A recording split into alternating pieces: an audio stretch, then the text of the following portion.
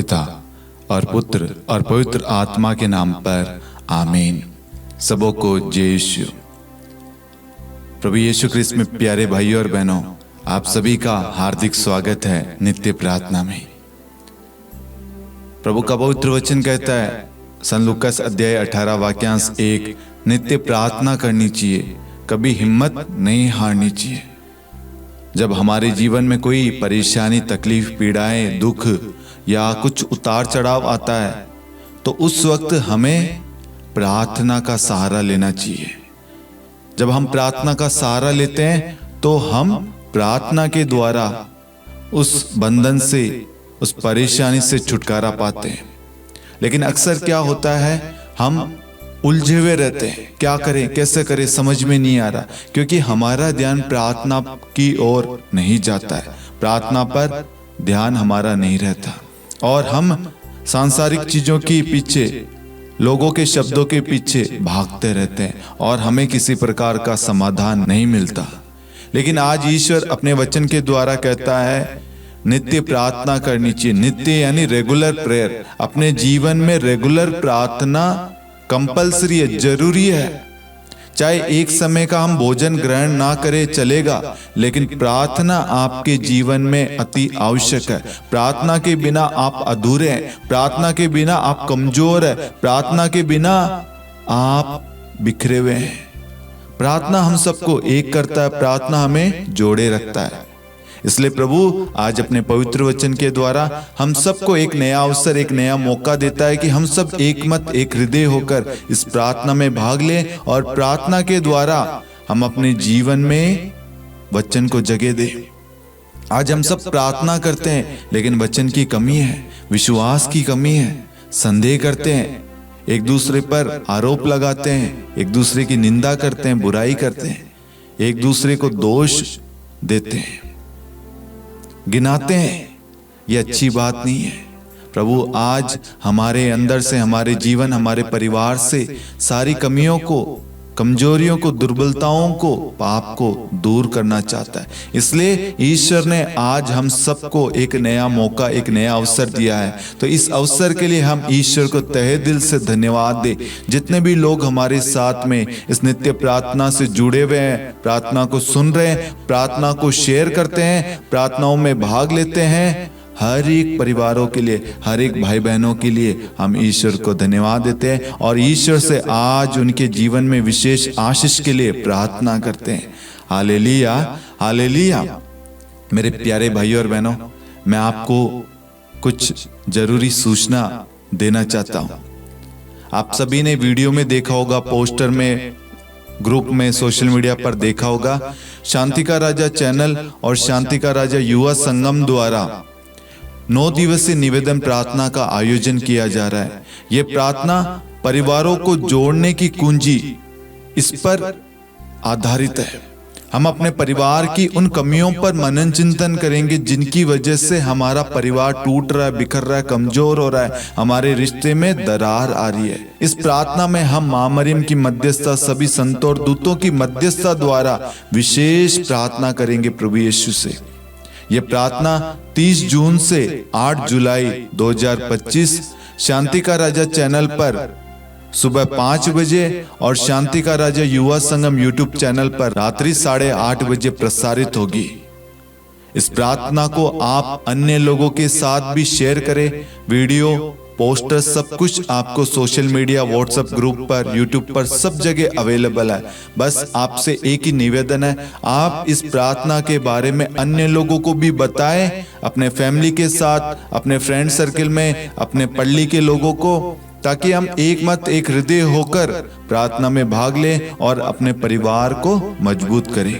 आप इस प्रार्थना की सफलता के लिए विशेष प्रार्थना करना, क्योंकि बहुत सारे लोग इस प्रार्थना में भाग लेने वाले, जुड़ने वाले हैं।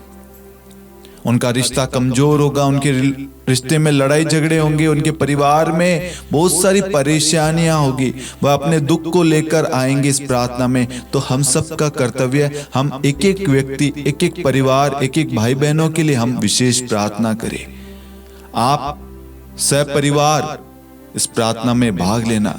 जितने भी लोग नित्य प्रार्थना को देख रहे हैं, सुन रहे हैं, इस प्रार्थना में भाग ले रहे हैं, मैं आप सभी से कहूंगा कुछ समय आप प्रभु के लिए निकालिए। ये समय आपके जीवन, आपके परिवार को सन्मार्ग की शिक्षा देगा, आपके परिवार का मूल्य बताएगा। आपकी अनुपस्थिति आपके परिवार में कितनी कमियां उत्पन्न करती है, हमारी क्या क्या कमियां, जिसकी वजह से हमारा अच्छा खुशहाल परिवार टूट क्यों रहा है, हम जानेंगे। इसलिए इस प्रार्थना को अवश्य सुने, उसमें भाग ले विश्वास के साथ, और अपनी पवित्र बाइबल और एक नोटबुक पेन लेकर जो भी प्रार्थना में वचन सुनाया जाए उन सारे वचनों को लिखे और उन सब पर मनन चिंतन करे। Hallelujah, hallelujah. आइए मेरे प्यारे भाई और बहनों, हम अपनी आंखों को बंद करें, आज की प्रार्थना में भाग लेने के लिए अपने आप को तैयार करें। हे प्यारे प्रभु यीशु, आप अपनी करुणा, अपनी दया हमारे जीवन में बरसाइए। हमारे अंदर बहुत सारी कमियां हैं प्रभु, हम छोटी छोटी बातों में निराश हो जाते हैं, दुखी, हताश हो जाते हैं प्रभु, डगमगा जाते हैं प्रभु।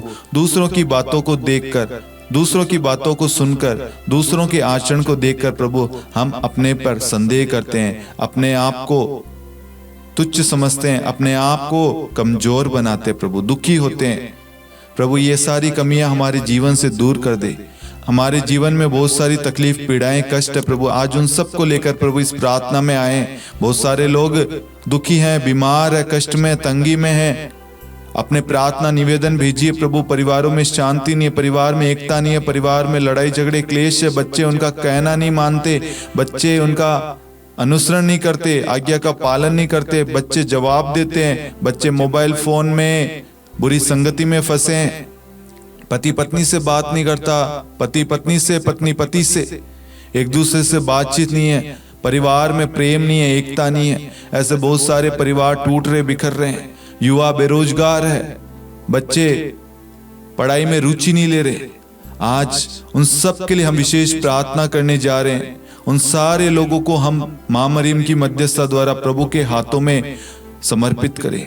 प्रभु का दाहिना हाथ, चंगाई भरा हाथ उनकी ओर प्रभु बढ़ाइए, उन्हें स्पर्श कीजिए और उन्हें वचन सुनने के लिए, प्रार्थना में भाग लेने के लिए उनके अंदर रुचि उत्पन्न कीजिए, उनके अंदर चाहत उत्पन्न कीजिए प्रभु।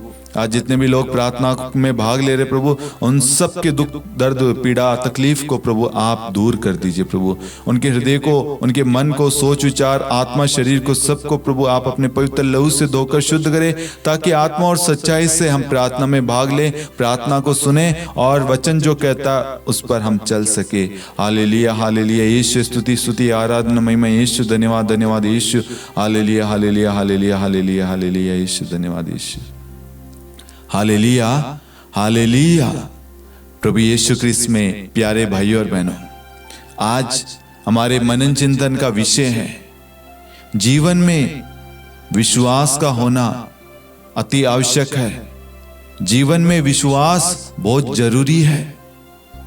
परिवार में, रिश्तों में, निर्णय में, हर योजना में, हर कार्य में, हर एक चीज में विश्वास का होना अति आवश्यक है, बहुत जरूरी है। क्या हम अपने जीवन में जो भी कार्य करते हैं, जो भी योजनाएं बनाते हैं, जो भी मांगते हैं, जो भी सोचते हैं, जो भी करते हैं, उसमें विश्वास होता है? आज आप इस पर सोचिए, ध्यान दीजिए एक बार।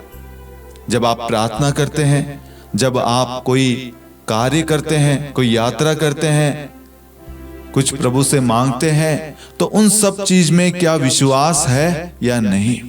यदि नहीं, तो आज ईश्वर हमें एक नया अवसर देता है, अपने पवित्र वचन के द्वारा हमारे विश्वास में बढ़ोतरी करना चाहता है। सबसे पहले हम पवित्र वचन में देखते हैं, संत मार्कुस अध्याय 9 वाक्यांश 23 में प्रभु का पवित्र वचन कहता है, विश्वास करने वालों के लिए सब कुछ संभव है। विश्वास करने वालों के लिए सब कुछ संभव है। ये कौन है जिनके बारे में वचन कहता है विश्वास करने वालों के लिए सब कुछ संभव है? ये वे लोग हैं जो प्रार्थना में वचन का सदुपयोग करते हैं, जो वचन को सुनते हैं और बड़े ध्यान से उसका पालन करते हैं। बहुत सारे लोग हैं जो वचन को सुनते हैं लेकिन पालन नहीं करते। प्रार्थना करते हैं लेकिन विश्वास नहीं करते। प्रार्थना करते हैं, क्षमा नहीं करते। प्रार्थना करते हैं लेकिन रोग से मुक्त नहीं होते। प्रार्थना करते हैं लेकिन छुटकारा नहीं पाते। क्यों? जब तक वो वचन को सुनते हैं उनके अंदर विश्वास है, लेकिन जैसे ही उनके जीवन में समस्या, परीक्षा, परेशानी, दुख, तकलीफ, पीड़ा आ जाती है, उस वक्त उनका विश्वास कमजोर हो जाता है, क्योंकि उनका ध्यान उस विश्वास पर नहीं है, प्रार्थना वचन पर नहीं है, बल्कि उनका ध्यान उन समस्या पर, उस परेशानी पर, उस दिक्कत पर, उस कमजोरी पर उनका ध्यान होता है। आप सभी ने बाइबल में शतपति के बारे में सुना है, पढ़ा है, देखा है। प्रभु कहीं से यात्रा कर रहे थे और उस शतपति को मालूम चला, और शतपति अपने कुछ सैनिकों को लेकर प्रभु के पास में जाता है, और शतपति प्रभु के सामने जाता और अनुनय विनय करता है कि मेरा नौकर बीमार है। अब एक बात ध्यान से सुनना मेरे प्यारे भाइयों और बहनों।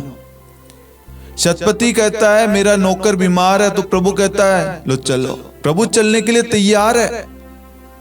जब आप विश्वास के द्वारा प्रार्थना करते हैं, आप विश्वास करते हैं कि प्रभु मुझे, मेरे परिवार को आशीष देगा, मेरे परिवार को जोड़े रखेगा, मेरे इस दुख को कोई दूर कर सकता है तो वो है प्रभु। मुझे इस रोग से, इस बीमारी से, इस कैंसर से, इस ट्यूमर से, इस ब्रेन हेमरेज से, इस रसोली से, पीसीओडी, पीसीओएस, ये जो भी बीमारियां, कमजोरियां हैं, इससे कौन हमें छुटकारा दे सकता है? यीशु। कोई पैरालाइज है, कोई लकवे से पीड़ित है, कोई लीवर की परेशानी से, हार्ट की परेशानी, किडनी की परेशानी, कमर की परेशानी, रीढ़ की हड्डी में गैप है, घुटनों में दर्द है, घुटनों में बल नहीं है, आंखों में परेशानी, ब्रेन में परेशानी, कानों में, जीभ में, होठों में, मुख में, शरीर में, शरीर के अंगों में परेशानी। जब हम विश्वास करते हैं इस परेशानी का समाधान यीशु के पास है, जैसे शतपति ने विश्वास किया, वो किसी अन्य व्यक्ति के पास ना जाकर वो प्रभु के पास जाता है, वो उस चंगाईदाता के पास जाता है। प्रभु का पवित्र वचन कहता है, निर्गमन ग्रंथ अध्याय 15 वाक्यांश 26, मैं वह प्रभु हूं जो तुम्हें स्वस्थ करता, मैं वह प्रभु हूं जो तुम्हें चंगाई प्रदान करता है, मैं वह प्रभु जो तुम्हें हर बंधन से, हर बीमारी से, हर दुख से, हर तकलीफ से छुटकारा देता हूं। प्रभु का वचन हमें क्लेम करना है, घोषणा करना है, डिक्लेयर करना है, उसे बोलना, अंगीकार करना, उस पर विश्वास करना है। शतपति ने विश्वास किया, शतपति ने कहीं ना कहीं सुना, और वो सुनने से उसके अंदर विश्वास आया, क्योंकि वचन कहता है रोमियो के अंदर सुनने से विश्वास उत्पन्न होता है, और जो सुनाया जाता है वह ईश्वर का पवित्र वचन है। क्या सुनाया जाता है? ईश्वर का पवित्र वचन। उससे क्या होता है? हमारे विश्वास में बढ़ोतरी, वृद्धि होती है। जब हम पवित्र वचन को सुनते हैं, ध्यान से, आत्मा और सच्चाई से प्रार्थनाओं में भाग लेते हैं, तो वचन हमारे अंदर जाता है और एक्टिवेट हो जाता है। आप सभी ने देखा होगा, जब एक सिम में रिचार्ज खत्म हो जाता है तो ना इनकमिंग आती है, ना आउटगोइंग जाती है, ना मैसेज कर पाते हैं, ना कोई कॉल कर पाते हैं। लेकिन जैसे ही उसमें रिचार्ज टॉप अप हम डलवाते, रिचार्ज करते हैं, तो इनकमिंग और आउटगोइंग सब कुछ चालू हो जाता है। वैसे ही जब हमारे जीवन में हम प्रार्थना का सदुपयोग करेंगे और प्रार्थना में वचन ऐड करेंगे, तो हमारे जीवन में आशीषें आएगी और हम दूसरों को भी आशीष प्रदान करेंगे। हमारे जीवन में प्रेम आएगा, शांति आएगी, कृपाएं आएगी, और हम दूसरों को वही प्रदान करेंगे, क्योंकि वचन कहता है दो और तुम्हें दिया जाएगा। जो कुछ तुम प्रार्थना में मांगते हो, विश्वास करो वह तुम्हें मिल गया है। मांगो और तुम्हें दिया जाएगा। प्रभु हमसे कहता है, बेटा और बेटी, बच्चों, बड़े बुजुर्गों, भाइयों और बहनों, जो कुछ तुम प्रार्थना में मांगते हो, क्या तुम्हें विश्वास है?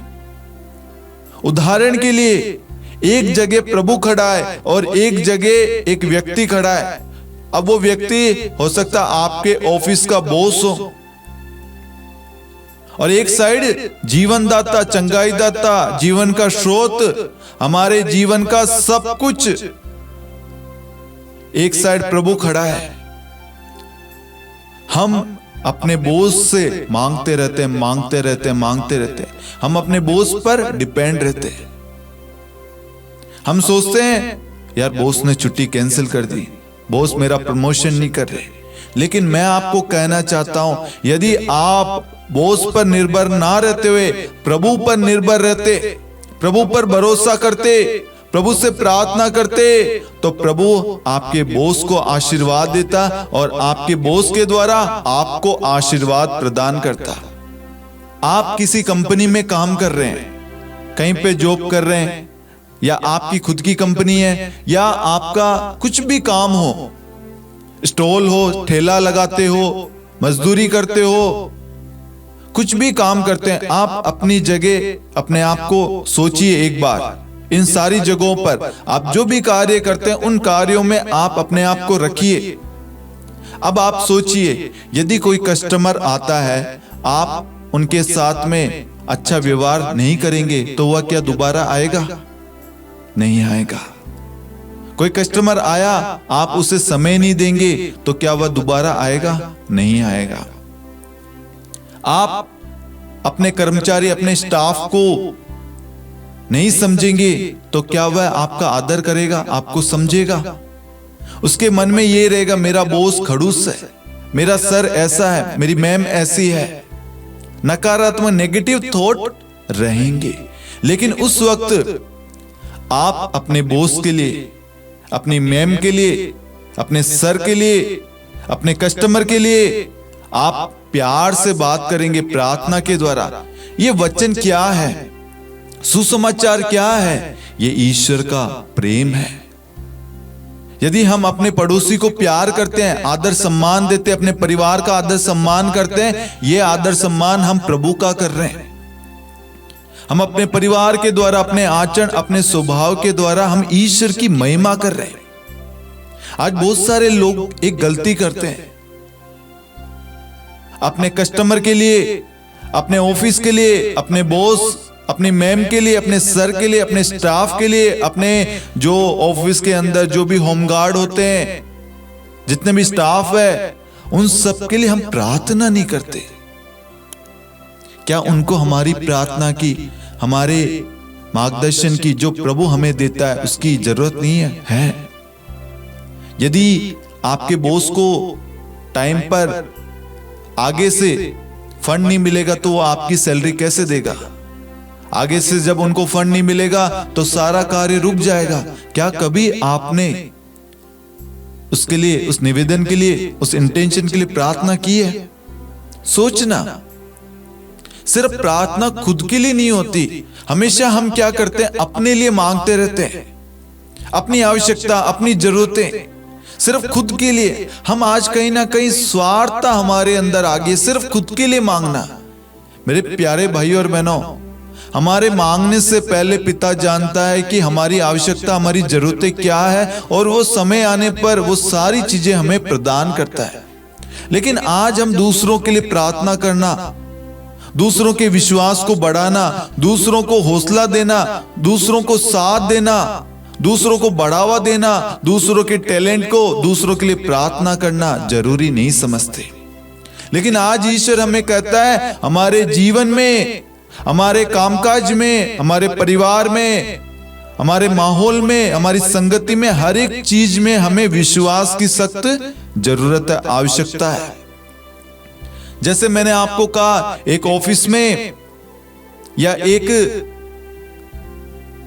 जो भी आप काम कर रहे हैं उसमें कस्टमर आता है, आप उनका आदर सम्मान करेंगे, प्यार से जवाब देंगे ना, वह 2 कस्टमर और लेकर आएगा, उसके बाद में वो 2 कस्टमर और कस्टमर को लाएगा। ये एक चेन है।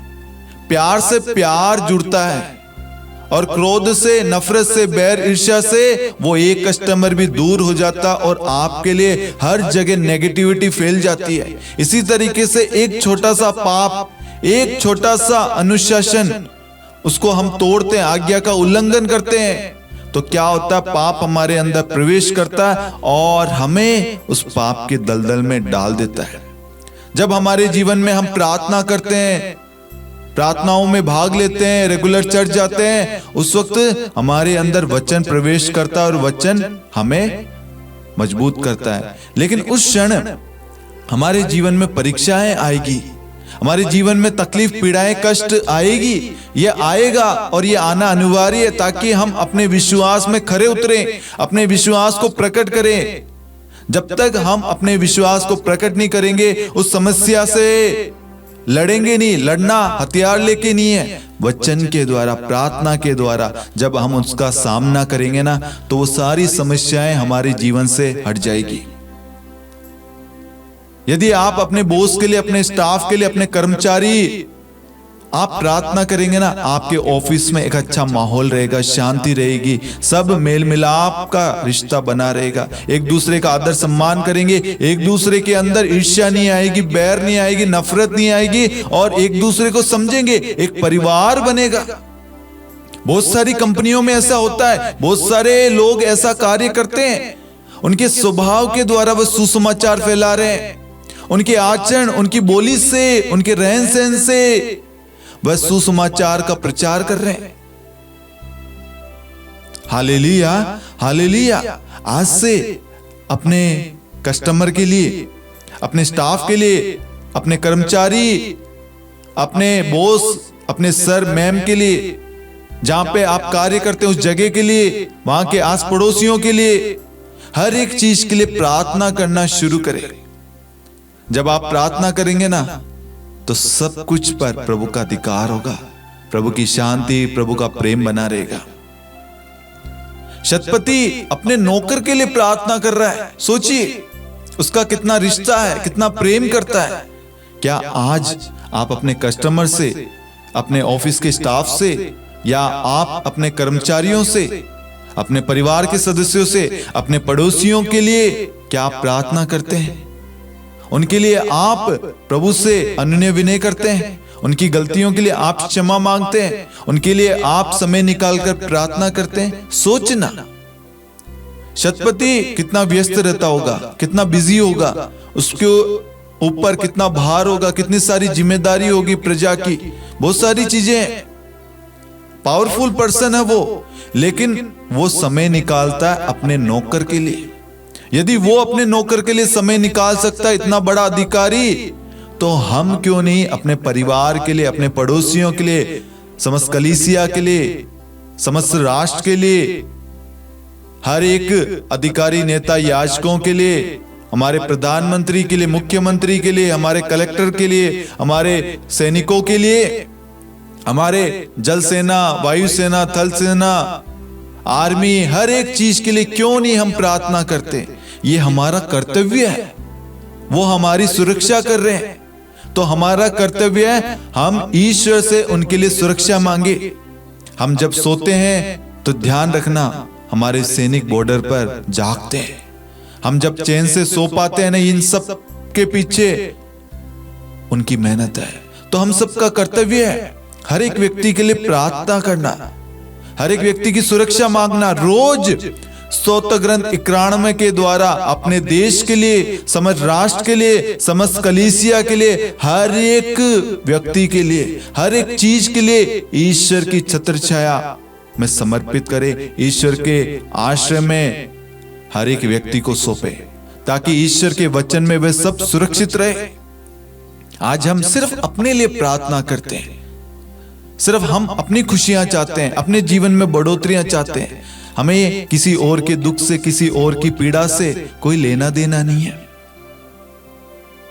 यदि कोई व्यक्ति गलत है, हम उस पर उंगली अवश्य उठाते, लेकिन उसके लिए प्रार्थना करना उचित नहीं समझते। यदि आप उंगली ना उठाते हुए उसके लिए प्रार्थना करते, प्रार्थना के द्वारा उसके जीवन में बदलाव आता।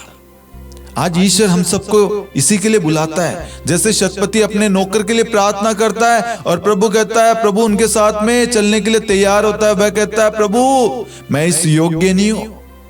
देखो वो कितना सच्चाई से बोलता है, सत्य प्रकट करता है। हो सकता है उसके जीवन में किसी प्रकार का पाप हो, उसके घर में, उसके जीवन में हो सकता है वह समझ गया कि प्रभु पवित्र है, लेकिन मैं पवित्र नहीं हूं, क्योंकि कहीं ना कहीं मैंने अपने कामकाज से हो, अपनी बोली, अपने स्वभाव, अपने आचरण से हो, किसी ना किसी प्रकार का मैंने पाप किया है और मैं इस लायक नहीं हूं। वो अपनी गलती को स्वीकार करता है। वो कहता है प्रभु मैं इस योग्य नहीं हूं। जब एक व्यक्ति ये कहता है मैं योग्य नहीं हूं, इसका मतलब है वह अयोग्य है, वह पूर्ण नहीं है, वह पवित्र नहीं है। वो अपनी बातों को बोलता है स्पष्ट रूप से और प्रभु उसकी ओर देखते हैं, उसकी विश्वास को देखते हैं, उसके हृदय को देखते हैं। और शतपति कहता है प्रभु आप एक शब्द कह दीजिए, शब्द की ताकत देखिए, वचन की शक्ति देखिए, प्रार्थना का प्रभाव देखिए। कहता एक शब्द कह दीजिए। आप में से कितने लोग कहते हैं मेरे बेटे के लिए एक शब्द कह दीजिए प्रभु, मेरी पत्नी के लिए एक शब्द कह दीजिए, मेरी बच्ची के लिए एक शब्द कह दीजिए, मेरे माता पिता के लिए, मेरे पत्नी के लिए, पति के लिए, मेरे रिश्तेदारों के लिए, मेरे पड़ोसी के लिए, मेरे कलीसिया के लिए, सभी प्रचारकों के लिए, अधिकारियों के लिए, नेताओं के लिए, बीमारों के लिए, बुजुर्गों के लिए, छोटे छोटे बच्चों के अच्छे स्वास्थ्य के लिए, रोग से पीड़ित लोगों के लिए, पापियों के लिए, हर एक व्यक्ति के लिए प्रभु एक शब्द कह दीजिए। जितने परिवार टूट रहे हैं प्रभु उन परिवारों के लिए एक शब्द कह दीजिए। आपके शब्द से वो परिवार पुनः एक हो जाएंगे। एक शब्द सोचिए, एक शब्द कह दीजिए। वहां पर लिखा गया एक शब्द कह दीजिए मेरा नौकर चंगा हो जाएगा। शतपति का विश्वास देखिए, यह कोई मामूली बात नहीं है मेरे प्यारे भाइयों और बहनों। आज हमें प्रभु के वचन का सदुपयोग करना है और कहना है प्रभु एक शब्द कह दीजिए मेरा नौकर चंगा हो जाएगा, मेरा टूटा हुआ घर पुनः एक हो जाएगा, मेरा रिश्ता जो बिखर रहा वो एक हो जाएगा, मेरे बच्चे जो गलत संगति में पड़े हैं प्रभु वो सही मार्ग पर, सन्मार्ग पर आ जाएंगे। एक शब्द कह दीजिए प्रभु मेरे बच्चों को रोजगार मिल जाएगा। एक शब्द कह दीजिए मेरे बच्चों की शादी हो जाएगी, उनका रिश्ता जुड़ जाएगा। एक शब्द कह दीजिए मैं रोग से मुक्त हो जाऊंगा। एक शब्द कह दीजिए प्रभु मुझे राह मिल जाएगा। एक शब्द कह दीजिए प्रभु इस कठिन समस्या में, इस कठिन समय में मैं बाहर निकल जाऊंगा। वचन ताकतवर है, वचन में सामर्थ्य, शक्ति, बल है, लेकिन हम उस वचन को स्वीकार नहीं करते, उसको पढ़ते नहीं है, उस पर विश्वास नहीं करते, उसका पालन नहीं करते। सोचते हैं क्या पढ़ा है वचन में, क्या पढ़ा है प्रार्थना में। ये सब इन लोगों के लिए जो प्रार्थना धर्मी है, इनके लिए, मेरे लिए नहीं। मेरे लिए क्या जरूरी है?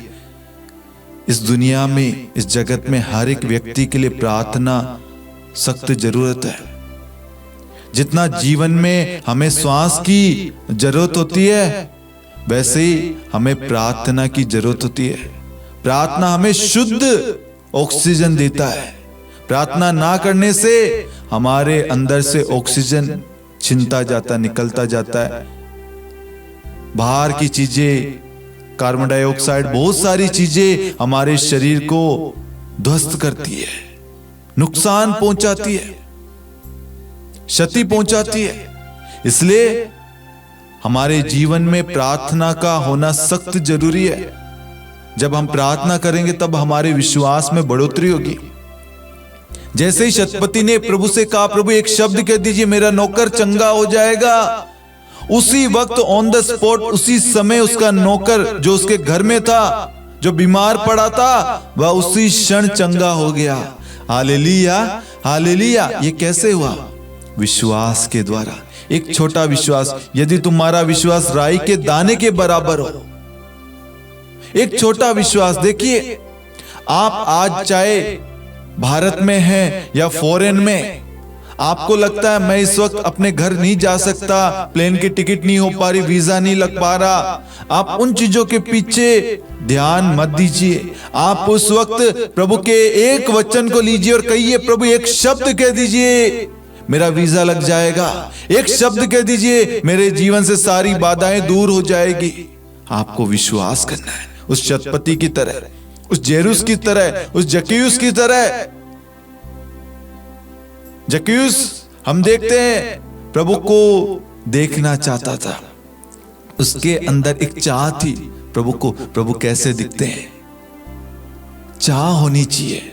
ये चाह, ये विश्वास, ये भरोसा, ये सब कुछ प्रार्थना के द्वारा आएगा। और प्रार्थना में हमें अधिक से अधिक वचन को सुनना है और उसके लिए हमें प्रार्थनाओं में, चर्च में जाना जरूरी है। आप कहेंगे कि घर में भी तो प्रार्थना कर सकते हैं, लेकिन कुछ वचन आपको समझ में नहीं आएगा, कुछ चीजें आपको समझ में नहीं आएगी, तो आप किससे पूछेंगे? आप तब पूछेंगे जब आपने वचन को समझा, वचन आपसे बात कर रहा है, पवित्र आत्मा की आप सहायता मांगेंगे। आप जानेंगे कि एक सहायक हमारा पवित्र आत्मा, इन सब का ज्ञान, इन सब की शिक्षाएं हमें कलीसिया देती है, चर्च जाने से, प्रार्थनाओं में भाग लेने से। क्योंकि प्रभु अपने दूतों को भेजता है, अपने चुने हुए लोगों को भेजता है ताकि जाओ वहां पर वचन की घोषणा करो। और जब हम उन प्रार्थनाओं में भाग लेते हैं, वचन को सुनते हैं, हमारे अंदर विश्वास बढ़ता है, विश्वास उत्पन्न होता है।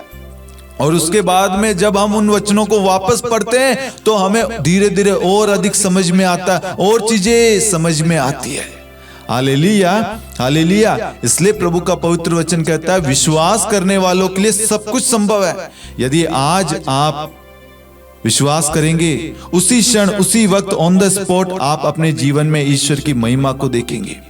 आज आपके जीवन में जितनी भी तकलीफें, पीड़ाएं, कष्ट है, वो क्षण भर की है, लेकिन आपका ध्यान प्रभु की ओर नहीं है, इसलिए वो समस्याएं, वो प्रॉब्लम्स आपको बड़ी दिखती है। लाजरस जो मर गया था, कब्र में पड़ा था 4 दिन से, उसके लाश में से बदबू आ रही थी, लोगों ने आशा छोड़ दी थी, लेकिन प्रभु ने पहले ही भविष्यवाणी कर दी थी, पहले ही बोल दिया था, ये बीमारी मृत्यु के लिए नहीं, ये परेशानी, ये रोग, ये कष्ट मृत्यु के लिए नहीं आई है, बल्कि ईश्वर की महिमा के लिए आई है। आज आपके जीवन में दुख है, तकलीफ है, पीड़ाएं, कष्ट, आपके परिवार में लड़ाई झगड़े, क्लेश है, इसका मतलब है आपके घर में ईश्वर की बहुत बड़ी महिमा होने वाली है। आपके जीवन में ईश्वर की बहुत बड़ी महिमा, चमत्कार, मिरेकल होने वाला है, जो आज तक नहीं हुआ, उसकी परीक्षा चल रही है। और उस वक्त हमें शतपति, जक्यूस की तरह, जेरूस की तरह हमें विश्वास करना है। प्रभु एक शब्द कहेगा, स्तोत्र ग्रंथ अध्याय 107 वाक्यांश 20 कहता है, ईश्वर ने अपनी वाणी भेजकर उन्हें स्वास्थ्य लाभ प्रदान किया और कब्र से उनका उद्धार किया। प्रभु एक शब्द बोलेगा, एक शब्द भेजेगा, और आप सब रोग से, बीमारी से, कष्ट से, तंगी से, लड़ाई झगड़े से, शराब से, नशे से, बुरी संगति से, हर प्रकार के प्रलोभनों से, वासना, व्यभिचार से, मास्टरबेशन से, पोर्नोग्राफी से, हर प्रकार के अश्लीलता के बंधन से, पाप से, बुरे विचारों से उसी वक्त आजाद होंगे यीशु मसीह के नाम से। वचन हमें स्पष्ट रूप से कहता है, विश्वास करने वालों के लिए सब कुछ संभव है। जेरूस जिसकी बेटी मर गई थी, उसने विश्वास किया और उसकी बेटी जी उठी, पुनः जी उठी। हमें उस समय, उस परेशानी में, उस घड़ी हमें प्रार्थना करना, वचन को प्राथमिकता देना है। हमें समस्याओं की ओर ध्यान नहीं देना, बल्कि हमें प्रार्थनाओं की ओर ध्यान देना है। जब हम प्रार्थनाओं की ओर ध्यान देंगे ना, हम सकुशल सुरक्षित रहेंगे और हम अपने जीवन, अपने परिवार के द्वारा बहुत बड़ी गवाही दुनिया के सामने प्रकट करेंगे। इसलिए हम सब चुने हुए हैं। आज हमारे जीवन में दुख है, तकलीफ है, पीड़ाएं, कष्ट है, इसके पीछे ईश्वर का कुछ मकसद है, योजना है, ईश्वर की बहुत बड़ी महिमा छिपी है। इसलिए आप विश्वास के द्वारा मजबूत हो, प्रार्थना के द्वारा अपने आप को मजबूत करें, प्रभु के करीब लाए। इसलिए आज ईश्वर कहता है, ईसा ने कहा, डरिए नहीं, बस विश्वास कीजिए और वह चंगी हो जाएगी। बहुत सारे लोगों को कहा, बेटा और बेटी डरिए नहीं, चिंता मत कीजिए, सोचिए मत, आप चंगे हो चुके हो, आपका रोग दूर हो चुका, आपकी परेशानी, आपको रोजगार मिल चुका है, आपको नए रिश्ते मिल रहे हैं। आज से पहले एक भी रिश्ता नहीं आ रहा था, अब आपके पास रिश्ते आ रहे हैं। प्रभु से प्रार्थना करके चुनाव कीजिए कौन आपके लिए उपयुक्त है। प्रभु आपको रोजगार दे रहा, आज से पहले आप हर जगह आपको रिजेक्शन ही मिल रहा था, रिजेक्ट ही हो रहे थे बार बार, लेकिन प्रभु कहता है डरिए नहीं, विश्वास कीजिए। आपकी प्रार्थना के द्वारा, आपके विश्वास के द्वारा आपको जॉब मिल गई है, रोजगार मिल गया है। सब कुछ प्रार्थना के द्वारा संभव है। हर चीज प्रार्थना पर टिकी है, क्योंकि प्रार्थना में हम क्या बोल रहे हैं, क्या कर रहे हैं? प्रार्थना में हम वचन को जगह दे रहे हैं, प्रार्थना में हम वचन पर विश्वास कर रहे हैं, प्रार्थना में हम वचन की घोषणा कर रहे हैं। हम उत्पत्ति ग्रंथ में देखते हैं प्रभु के शब्द मात्र से सब कुछ की रचना हुई। मनुष्य हो, जीव जंतु हो, सृष्टि हो, आकाश हो, तारे, सब कुछ, सूर्य, सब कुछ की रचना प्रभु ने शब्द मात्र से किया। इसका मतलब है शब्द में ताकत है, शब्द में शक्ति है, शब्द में पावर है, शब्द में सामर्थ्य है। उस शब्द को हमें अपने जीवन में लागू करना है और उस शब्द का उपयोग करना अपने जीवन के हर एक क्षण में। जैसे एक बच्चा स्कूल जाता है, हर क्लास में उसके जीवन में टेस्ट आते हैं, first unit, second, half yearly, mid test, बहुत सारे ईयरली टेस्ट। हर एक टेस्ट को पास करना होता है, उसके लिए वो तैयारी करता है। आप अपने जीवन में इस एग्जाम को रखिए। आपके जीवन में भी ऐसी परेशानी, ऐसी परिस्थिति, ऐसे दुख, तकलीफ, पीड़ाएं, बीमारियां, कष्ट, आपके जीवन में प्रलोभन आएंगे, लेकिन आपको प्रार्थना के द्वारा अपने आप को तैयार करना है, मजबूत करना है, और प्रार्थना के द्वारा आप उन सब का सामना करेंगे। क्या बच्चा एग्जाम के लिए तैयारी नहीं करता? वो तैयारी करता है। जो जितनी अधिक तैयारी करेगा उसको उतने अच्छे नंबर मिलेंगे, और फिर आगे उस हिसाब से वो बढ़ता जाएगा, बढ़ता जाएगा। यदि वो तैयारी नहीं करेगा, फेल हो जाएगा, निराश हो जाएगा। इसी तरीके से यदि हम प्रार्थना करेंगे, हमारा जीवन सफल रहेगा, सुरक्षित रहेगा, हमारा परिवार एक रहेगा। यदि हम प्रार्थना नहीं करेंगे, चर्च नहीं जाएंगे, प्रार्थनाओं में भाग नहीं लेंगे, संगति नहीं करेंगे, परिवार में प्रार्थना शुरू नहीं करेंगे, एक मत एक हृदय होकर प्रार्थना नहीं करेंगे, बच्चों को सही शिक्षा नहीं देंगे, हम सब पाप में गिर जाएंगे। इसलिए ईश्वर चाहता है विश्वास पूर्ण प्रार्थना रोगी को बचाएगी। यदि उसने पाप किया तो उसे क्षमा मिलेगी, याकूब 5:15। विश्वास करने वालों के लिए सब कुछ संभव है। आज आप आए प्रार्थना में, आप अपने दुखों को लाए। आप हो सकता टूटे हुए हो, कमजोर हो सकता आप किसी चीज का सामना करें, लेकिन आप उससे निकल नहीं पा रहे, उस प्रॉब्लम से बाहर नहीं आ पा रहे। आप टूटे हुए हैं, बिखरे हुए हैं, कोई चीज आपको सता रही है, परेशान कर रही है, कोई बात आपको खा रही है। आपने दुख सहा, पीड़ा सही, किसी ने आपको चोट पहुंचाई, आपका दिल तोड़ दिया, आपका भरोसा तोड़ दिया, लेकिन अब आपका किसी पर भरोसा नहीं है। लेकिन आज ईश्वर कहता है एक शब्द कह दीजिए, एक शब्द कह दे, प्रभु मेरी अवस्था बदल जाएगी, मेरे अंदर से सारे नकारात्मक विचार, नकारात्मक सोच दूर हो जाएंगे। जब आप प्रार्थना करेंगे ना, तो प्रभु सब कुछ बदल देगा। अब आप पहले की तरह नहीं, बल्कि अब प्रभु का वचन आप में काम करेगा। ये कब होगा? ये तब होगा जब आप प्रार्थना करेंगे विश्वास के द्वारा। बहुत सारे लोग विश्वास नहीं करते, इसलिए उनके जीवन में चमत्कार नहीं होता, बदलाव नहीं होता। वह मुख से अंगीकार करते हैं यीशु मेरा प्रभु है, लेकिन उनका आत्मा, उनका हृदय कहीं और है, उनका मन, उनकी सोच कहीं और है। जिस मुख से वो प्रभु की स्तुति करते हैं, उसी मुख से वो दूसरों को श्राप देते, गाली गलौज करते हैं, इसलिए उनके जीवन में बदलाव नहीं है। इसलिए ईश्वर आज हमें एक अवसर देता, मौका देता अपने आप को बदलने का, अपने जीवन में विश्वास को ग्रहण करने का। सबसे पहले वचन को सुनने के लिए तैयार करें अपने आप को। जितना हो सके रोज एक अध्याय पढ़ना शुरू करें, रोज एक अध्याय, सुबह उठते वक्त एक अध्याय, शाम को सोते वक्त एक अध्याय। व्यक्तिगत, पर्सनल, फैमिली के साथ नहीं कह रहा हूं, व्यक्तिगत एक अध्याय, कम से कम एक अध्याय सुबह, एक अध्याय शाम को, और अपने परिवार के साथ में पारिवारिक प्रार्थना शुरू करें। परिवार तब एक होगा जब प्रार्थना परिवार में होगी, क्योंकि प्रार्थना के द्वारा हमें सही शिक्षा, सही मार्ग, सही दिशा, परिवार की वैल्यू, परिवार के प्रति रिस्पॉन्सिबिलिटी, एक दूसरे के प्रति आदर, सम्मान, प्रेम हमें प्रार्थना के द्वारा प्राप्त होता है, हमें समझ में आता है। आज बहुत सारे लोग पढ़े लिखे नहीं हैं, लेकिन वो वचन को अपने जीवन में ग्रहण करते हैं, और वचन के द्वारा उनका आचरण, उनका स्वभाव वचन की तरह वो जीवन व्यतीत कर रहे हैं, और उसके द्वारा क्या हो रहा है? अनेक लोगों का जीवन बदल रहा है। ये सच्चा ज्ञान, ये सच्ची शिक्षा, ये सही दिशा कहां से प्राप्त हुई? प्रार्थना के द्वारा, वचन के द्वारा।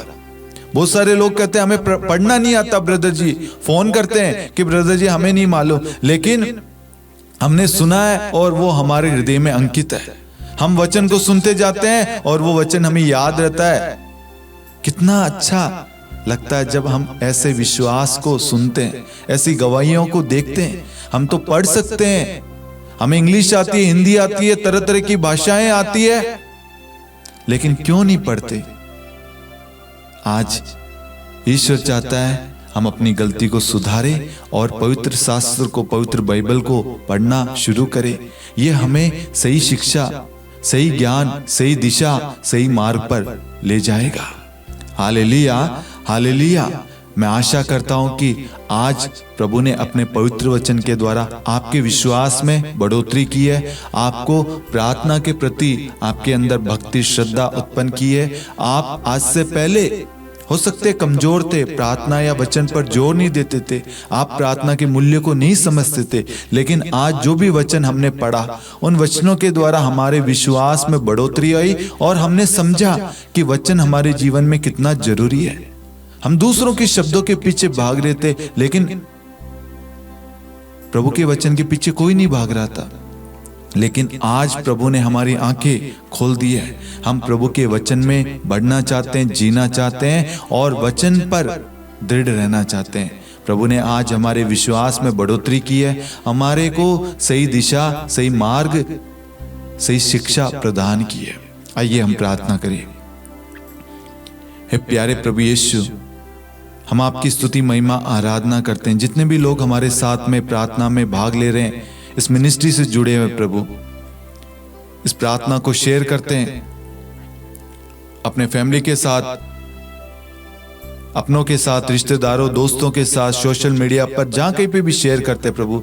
इनके अंदर प्रभु वचन के प्रति विश्वास है, इसलिए ये सब कुछ कर पा रहे प्रभु। ये जानते हैं प्रार्थना के द्वारा सब कुछ संभव है, वचन के द्वारा सब कुछ संभव है प्रभु, इसलिए ये सब कुछ शेयर करते हैं, कमेंट करते हैं, दूसरों को बताते हैं प्रभु। इन्हें और भी अभिषेक दे प्रभु, इन्हें और भी इनके जीवन में आशीष की वर्षा कर प्रभु। आप इनके कामकाज को, इनके परिवार को प्रभु आशीष दीजिए, इनके रिश्ते को मजबूत कीजिए। इनके जीवन में जो भी उतार चढ़ाव, परेशानी, दुख, तकलीफ, पीड़ाएं, कष्ट है, बीमारियां हैं प्रभु, उन सबको एक शब्द कह दीजिए, उनके जीवन से सारे दुख, तकलीफ, पीड़ाएं, कष्ट इसी वक्त यीशु मसीह नाज़री के नाम से इसी क्षण उनके जीवन से दूर हो जाएगी। ये सारी शैतानी शक्ति, बंधनों से, प्रलोभनों से इसी वक्त छुटकारा पाएंगे, आजाद हो जाएंगे प्रभु। उन सब पर दया कर, करुणा कर प्रभु, इन सबको ब्लेस कर। ये जो भी प्रार्थना निवेदन लेकर आए थे, इनकी जो भी मनोरथ है प्रभु, हमारा विश्वास है प्रभु, आपने इनकी प्रार्थनाओं को सुना है और उसको पूरा कर दिया है। Hallelujah, hallelujah. यीशु स्तुति, स्तुति, आराधना में यीशु, धन्यवाद यीशु। Hallelujah, hallelujah. मेरे प्यारे भाइयों और बहनों, आप इस नित्य प्रार्थना को अन्य लोगों के साथ अवश्य शेयर करें। आज हर एक व्यक्ति को प्रार्थना की, वचन की सख्त जरूरत है। और एक चीज, बहुत सारे लोग कह रहे थे कि ब्रदर जी प्रार्थनाएं क्यों बंद कर दी? प्रार्थनाएं कुछ भी बंद नहीं हुई है, बल्कि और प्रार्थनाएं चल रही है। उसमें कारण यह हो रहा है कि YouTube की तरफ से बहुत सारे लोगों को नोटिफिकेशन नहीं मिल रहा। कुछ लोगों ने चैनल को सब्सक्राइब किया, लेकिन वो नोटिफिकेशन बेल आइकन को प्रेस नहीं किया है। इस वजह से उनको वो वीडियो के लिंक, नोटिफिकेशन प्राप्त नहीं हो रहे, क्योंकि बहुत सारे लोगों को सिर्फ व्हाट्सएप, फेसबुक या जो भी सोशल मीडिया प्लेटफॉर्म है, वहां पर जैसे वचन का लिंक आता है, वो उस पर क्लिक करते हैं, उन्हें खोलना नहीं आता कि कैसे सर्च किया जाता है। बहुत सारे लोग ऐसे हैं। तो इसलिए आपके स्क्रीन पर एक QR कोड आ रहा है, आप उस QR कोड को स्कैन कीजिए और आपको जो नंबर दिखाई दे रहा है, उस नंबर पर आप मैसेज कर सकते हैं। ये हमारा व्हाट्सएप कम्युनिटी चैनल है, जहां पर सारे वीडियो की लिंक, सारी प्रार्थनाएं, सारे पोस्टर वचन के और जो भी मैसेज होते हैं, जो भी अनाउंसमेंट होते हैं, अपडेट होती है, वो एक ही जगह आपको प्राप्त होगा।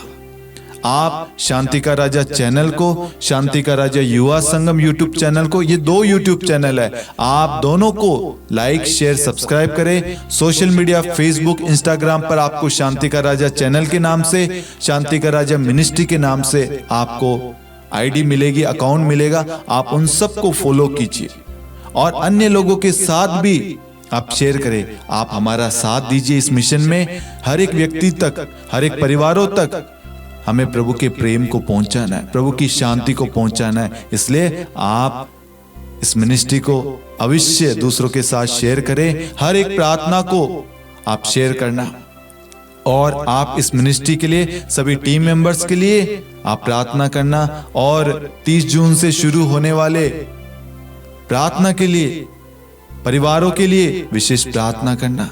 आप मेरे लिए भी प्रार्थना करना, ताकि पवित्र आत्मा की प्रेरणा से प्रभु जो चाहे, जो इच्छा है प्रभु की, वो इस प्रार्थना में पूरी हो। आप हमारे सह टीम जो भी है, मेरी पत्नी प्रिया के लिए, भाई डेरिक के लिए, भाई रेमंड के लिए, भाई जेम्स के लिए, भाई अरविंद के लिए आप प्रार्थना करना। हम सब युवा हैं, हम सबके जीवन में भी प्रलोभन, परेशानी, दुख, तकलीफ, पीड़ाएं आती है। तो आप सबकी प्रार्थनाएं हमें हौसला, हमारे विश्वास में हमें मजबूत बनाए रखती है। इसलिए हम आपसे प्रार्थना की रिक्वेस्ट करते हैं, आप भी हमारे लिए प्रार्थना करना, ताकि हम पवित्र भरा जीवन जिए, प्रभु के बताए हुए मार्ग पर चलें और जो भी प्रभु की इच्छा है उसको पूरा कर सके। Hallelujah, hallelujah. मुझे बड़ा विश्वास है, आज खुशी हो रही है कि आप लोग बड़े चाह के साथ, बड़े प्रेम और विश्वास के साथ प्रार्थनाओं में भाग ले रहे हैं, और आप लंबे समय से इस मिनिस्ट्री से जुड़े हुए हैं।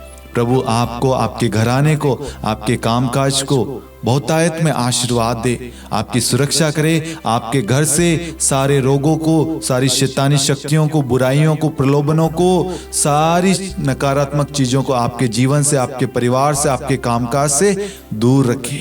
प्रभु के साथ जुड़े रहें, प्रभु में बने रहे। प्रभु आप सभी को आशीष प्रदान करे, पिता और पुत्र और पवित्र आत्मा के नाम पर, आमीन। सबों को जय यीशु।